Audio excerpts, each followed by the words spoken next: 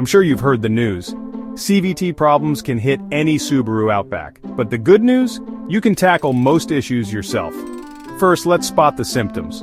If you notice slipping gears, jerky acceleration, or a whining noise, your CVT could be the culprit. Step 1. Check your transmission fluid. Pop the hood, find the dipstick, and look for low or dirty fluid. If it's low, top it off with genuine Subaru CVT fluid. Never use regular transmission fluid. Still having issues?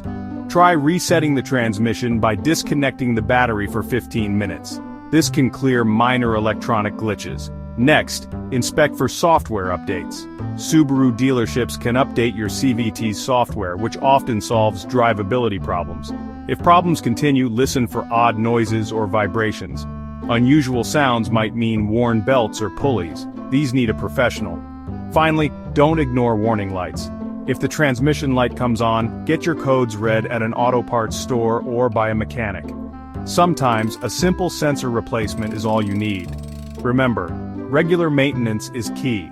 Change your CVT fluid as recommended, and always fix small problems before they get worse.